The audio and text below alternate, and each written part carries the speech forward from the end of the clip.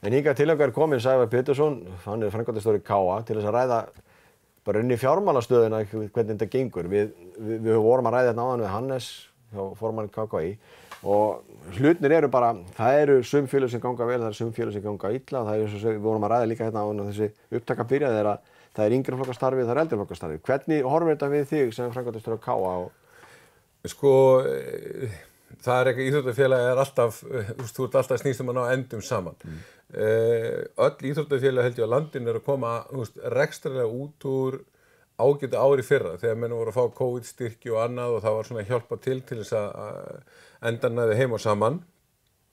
Nú er staðan auðvitað þannig að efra lagið, meistaraflokkar félagana, við erum að lenda í að það er erfitt að reka þá. Þú ert ekki með, það eru búin að vera ákveðnar takmarkanir í vetur, það er aðeins færri að koma á leiki, viðburði sem að félögin hafa notað til þess að vera fjármagna sig, að þau er svona, við erum að reyna að koma með stað, en það er voða lítið búið að gerast, þannig að menn eru komið með svona pínu gat sem menn er að reyna að móka ofan í og reyna að fjármagna, en yngri flokkar almennt standa vel eftir síðustu 2 ár. Hvernig finnst það að hafa iðgjöldunartölur eitthvað breyst hjá KA í þessum tveimum COVID-tímabil og það hafa kannski tekið minkað eða? Nei, sko, við höfum ekki orðið var við það, en sko, höggið er meira á efstalagi, á meistaraflokkana og bara eru nú, hvað ég segja, afreksstarfið okkar.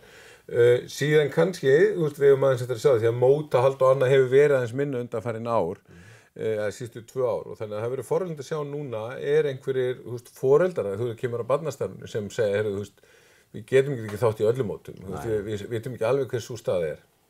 En almennt ef þú skoða bara rekstur íþróttafélagina eftir síðasta ár, ársreikningu og annað sem félagin hefur ekki út, þá er staðan nokkuð góð.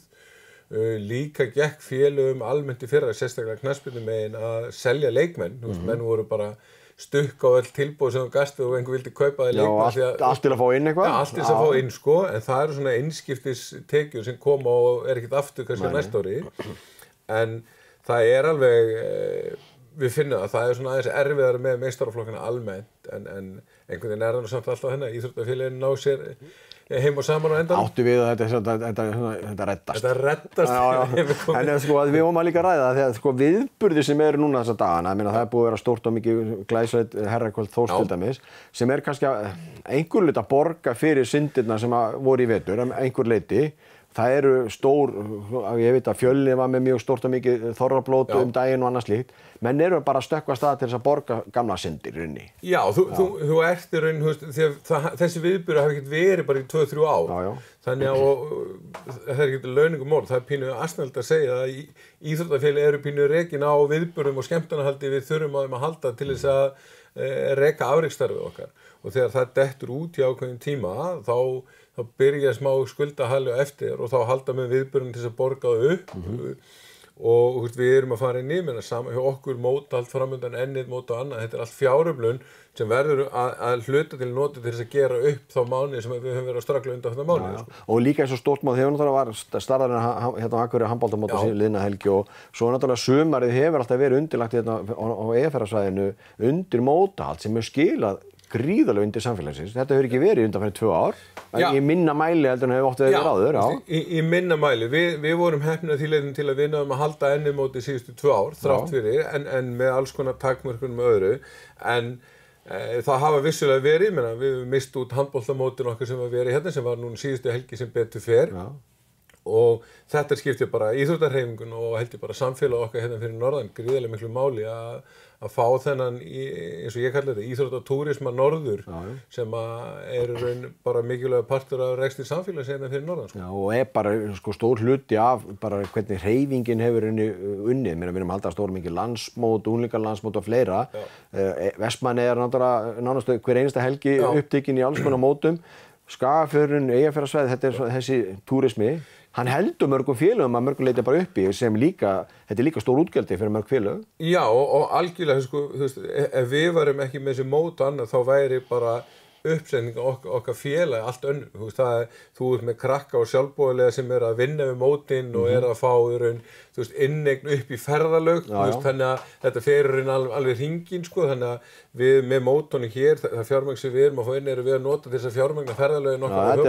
Þetta er bara inn í einn vas og inn í næsta vasa, sko. Og þetta er bara partur af því sem við höfum gert til þess að reka félag og félögin hérna fyrir norðan, þegar bara KA sem dæmi, síðasta ári rekstur KA komin yfir 500 milljónir, þannig að þetta er orðið alveg stærra en að batteri. Þetta er mjög stórt batteri. Hvernig finnst þið fyrirtækjanna við tekið? Nú sko búið að breyta svolítið skattaumhverfinu hjá fyrirtækja varðandi það sem að lætur inn og getur notað sér skattafrádrátt, finnst það hafa breytt einhverjum? Sko það hefur ég held að komi meira í ljós á þess ári. Þetta kemur svo seint inn í lok síðasta ár, það voru bara í rétt 2-3 mánuði sem virka frá 1. október eða eitthvað svoleiðis. En við höfum verið að fá þó nokkrar fyrirspurnir á þessu ári. Er ekki örugglega félagið og þessi deil síðan að fara að styrkja skráðinn þannig að ég geti fengið að nýta skattaafsláttinn. Og við erum bara að uppfylla það og skila því tilbaka sem er jákvætt fyrir íþróttafélaginu, við sem að fá þessi hlunnindi frá ríkinu tilbaka. Já, en þetta hefur náttúrulega skilað ákveðni í kassan, en eðlilega mörgum fannst að fyrirtæki héldu að þessum höndunum í 2 ár út af þessu COVID, ég meina óvissan tekjur og tekjuöflun voru náttúrulega til staðar hjá fyrirtækjum eins og bara hjá öllum. Já. Og við bara, sérstaklega, þessi síðustu 2 ár, það hefur verið miklu meiri óvissa styrktarsamning. Þú getur verið með styrktarsamning sem bara tökur sem dæmi fyrirtæki í ferðaþjónustu. Og það kannski ætlar að láta það að fá sem 100 skall, eða hvaða upphæð sem skiptir ekki öllu máli. En svo samkvæmt samningi á 100 skall að koma 1. júní. Það allt í óvissu hjá fyrirtækinu og við sem íþróttafélag förum ekki að senda þann 100 svona styrki innheimtu. Við viljum mega langtíma samband við fyrirtæki og ef það vill, á erfitt með að greiða, þá bara föllum við frá kröfunni og vonumst til þess að þetta verði styrktaraðili í næstu 10 ár, sko. Því að við erum ekki beint að ganga á að hendur styrktaraðili borga ekki og senda dráttavexti og eitthvað svoleiðis. Við viljum bara að fyrirtæki sjá hagi því að styrkja íþróttahreyfinguna og félögin. Þannig að þetta hefur verið pínu púsl undanfarin ár en vissulega góði styrkir bæði gegnum sérsamböndin og svo í gegnum ríkið, sko. En hvernig finnst þér, hvaða áskoranir séu fyrir þetta ára? Þegar svo réttilega bendur á. Það er mín tilfinning að mörg aðaldar svona stór félög bara að dömpa öllu mótahaldi á þetta tímabil. Já. KSÍ náttúrulega svo þekkir betur en ég náttúrulega lengdi sitt fótboltatímabil. Það er alls konar viðburðir í gangi, Lengjubikarinn og alls konar. Já, það er eiginlega liðin tíð eins og var hérna þegar við vorum ungi, að þetta voru einhver svona að fótboltinn var sumaríþrótt og handbolti og svo gerði maður bara bæði. 12 mánuð á ári, það er bara, handboltinn er að klárast núna mánuði maí, júní og það er bara að byrja æfingar aftur upp 15. júlí, og fótboltinn er það sama, menn fá nánast jólafrí. Svo bara halda mér áfram.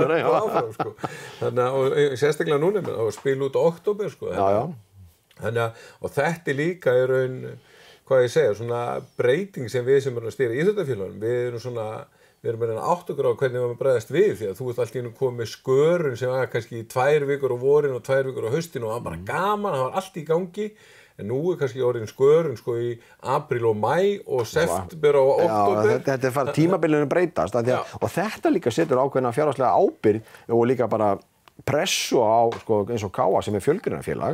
Hvernig ætlar að deila fjármunum á milli?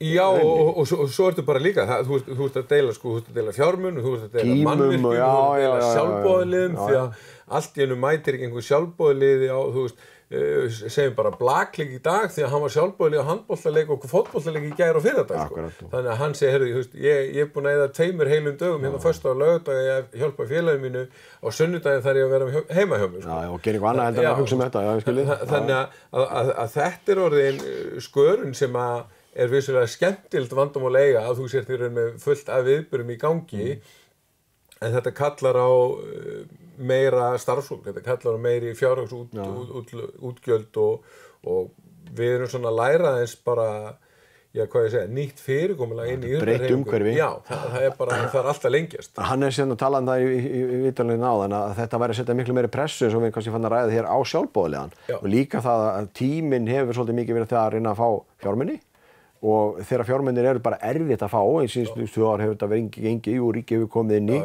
en við sögum svolítið bara ganga óþarflega hart af sjálfboðaliða. Já, og svo, þú veist, ég meina, það er frábært dæmi í raun, þú veist, úrslitadeimi í körfubolta núna. Þú veist, hversu marga sjálfboðaliða þarftu til þess að leika eins og það var. Þú veist, komum upp í 15-2000 mann inn í hús og þú veist með sko hamborgarsölu og veitingar. Allt sem er kringum þetta, já.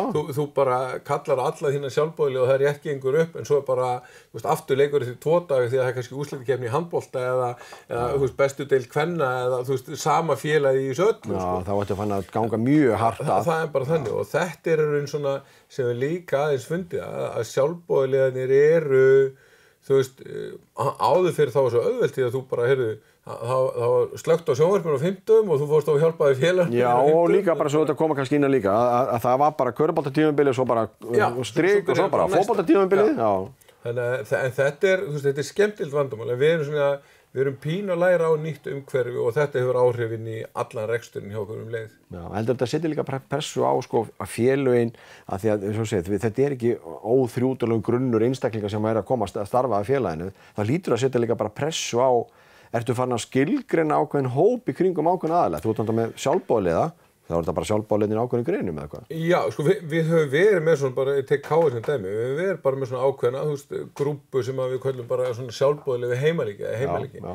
Og nú erum allt í einu farin að bara spura okkur að því, þurfum við bara að skilgreina handboltan sér, blaki sér og fótboltan sér, því að þetta er orðið svo mikið að leikjum að við getum ekki ætlast til þess að fólk gefið sér allt saman. Já, þannig að þetta er bara umræði sem við erum að taka innan okkar félags og það er bara held ég almennt umræðin í félaginu og svo sama tíma eru raun skyldunar og íþróttafélögin alltaf að aukast. Ég meina, þú vilt vera með menntaðir þjálfara og hæfara fólk í störfum og það kallar að hærri laun og svo bara þessi pressa sem þeim er svo bara umræðan sem við tekið varðandi sko siðferði og siðferðismál og annars sem er náttúrulega dynur á okkur líka með kröfum sem er bara frábært skilur, en þetta setur pressu á sjálfboðaliðana að leysa og oft sem eru bara sjálfboðaliðar, þetta er bara foreldrar sem eru bara að reyna að gera sitt besta.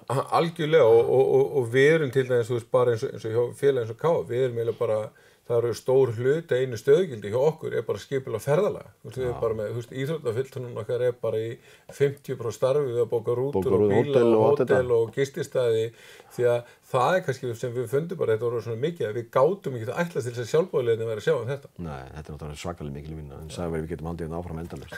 Þetta er náttúrulega efni sem er bara virkilega spennandi. Ég þakka bara kærlega fyrir að gefa þér tíma til að koma og ræða þessi mál við mig hérna í dag. Bara minnsta mál og gangi ykkur vel á komandi tímum. Takk.